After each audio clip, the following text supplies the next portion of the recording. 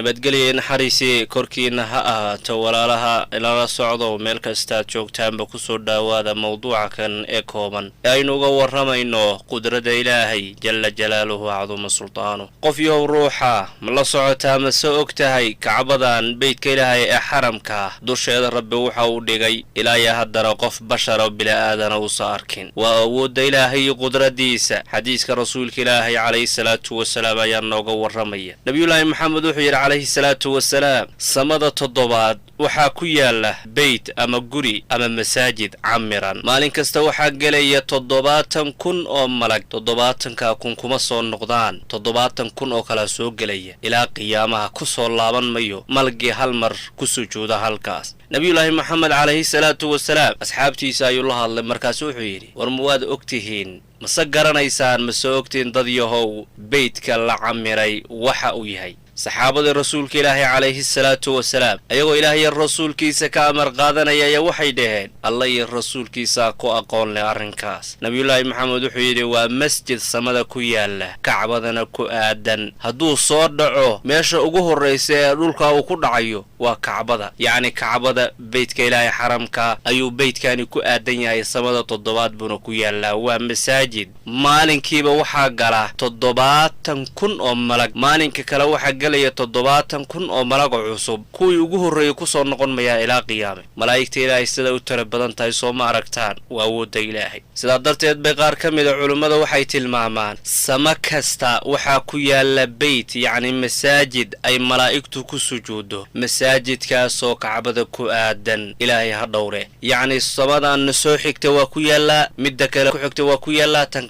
kale ilaa toddobaad la gaarayo baytulmacmuur ayaa loo yaqaanaa qur-aanka markii la soo dejinayay dhammaantiis hal mar asagoo wada jira ayaa waxaa laga soo dejiyey lawxul maxfuudka ilaahay agtiisa yaalla ee uu ku qornaa waxaa la keenay baytulmacmuur kan samadana soo xigta ku yaalla halkaas ayaa nebi moxamed 23 sano inba mar looga soo dejinayay qur-aanka asagoo hadba dhacdada laga jawaabayo ama yacni dhacda la'aanba nabiyullaahi moxamed calayhi salaatu wasalaam waxaa laga wariyey inuu yidhi baytulmacmuur waxa weeye masaajid samada ku yaala 7 samad mid walba ku yaala kaasoo kacbada ku aadan yacni kacbada ayuu sidaas ugu aadan yahay hadduu soo dhaco samada uu ka soo dhaco wuxuu ku dhacayo waxa weeye waa kacbada dusheeda maalin kasta waxaa galaa 70,000 oo malag haddii ay ka baxaan dib uguma soo noqdaan ilaa qiyaamaha cabdullaahi ibn cabbaasna wuxuu yidhi baytulmacmuur waa beyd ku beegan carshiga ilaahay oo malaa'igtu camirto maalin kastana 70,000 oo malaa'igta ilaahay ka mida ayaa ku tukada baytulmacmuur kacbada ayuu ku aadan yahay sida ahlu cilmiga qaarkood sheegeenna sama kasta baytulmacmuur ayay leedahay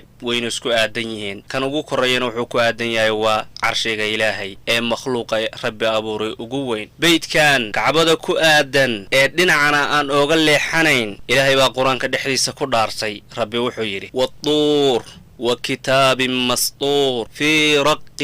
منشور والبيت المعمور وجيتك وحوية والبيت المعمور ربي وحو قدارتي بورتي طور السيناء النبي الله موسى لقولها الله كتاب كل قسيي وحو ربي قدارتي لوح المحفوظ وحو ربي قدارتي وراقضا قفك بلادن كان لغا قري دونه قيامة حسابتيسا لقود لسي دونه سيدو كلا ربي وحو قدارتي والبيت المعمور beydka la camiray yacni waa masaajidka la camiray yaa camiray bashar maahana waa malaa'ig halkii maalin 70,000 oo malag baa soo gelaysa kan ugu dambeeya ee ka baxana dib uguma soo noqonayo ilaa qiyaame yacni maalin walba ilaa qiyaamuhu dhacayo 70,000 oo malag oo cusub baa gelaysa yaa allah beydka rabbi ku dhaartay rasuulku wuxuu noo sheegay kacbada inuu ku aadan yahay kan ugu sarreeyana ku sii aadan yahay carshiga ilaahay ee wax ka weyn ee rabbi abuuray uusa jirin taana waxay tilmaamaysaa fadliga ilaahay iyo cadamadiisa awoodda kacbada iyo intay laag tahay dhulka markii loo fiiriyo waad garanaysaa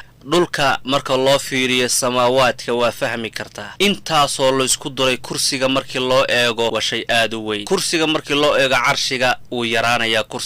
kursigaasoo rasuulku ku tilmaamay calayhi salaatu wasalaam 7 sama haddii la isku daro oo kursiga loo dhigo wasica kursiyuhu samaawaat weeye yacni samaawaadka ayuu ka weynaanayaa sidii garangar ama bir wanaagsan oo bannaan la dhigay oo kale ayuu noqonayaan samaawaadku kursiga markii loo eego yacni shay weyn weeye kursiga markii loo eego carshiga kursigu wax yar buu noqonaya waxaasoo dhan kursiga carshiga iyo makhluuqaad kale waxay ka mid yihiin kuwa aan halaagsami doonin kullu shay'in haalikun ilaa wajha ilaahay mooyaane wax kasta waa baaba'ayaan soo ilaahay ma oran laakiin waxaa jira makhluuqaad kale oo aan baaba'aasi soo gelayn carshiga kursiga ka mid ah waxaadna ogaataan awoodda ilaahay ogoma qiyaas qaadan karno waxyaalaha caqligeenna ku jira ama dareemayaasheennu ay isweydiinayaan ilaahay waxaasoo dhan waa ka weeyahay ilaahay cadamadiisu weynan badanaa inaad garantay oo fahamtayaan filayaa makhluuqa kacbada ilaahay ku aadan inuu yahay baytulmacmuur oo sama kasta ku yaala sida ay tilmaameen ahlu cilmiga qaar ka mid ah laakiin axaadiistu waxay tilmaameen in uu baytulmacmuur samada ku yaallo kacbadana ku aadan yahay hadduu soo dhaco kacbada ayuu ku soo duldhacayaa sida iskugu aadan yihiin ayaa la tilmaamayaa cadamada ilaahay naxariistiisa iyo mucjisaadka koonka ayayna arrinkaasi ka mid yahay baaraka allaahu fiikum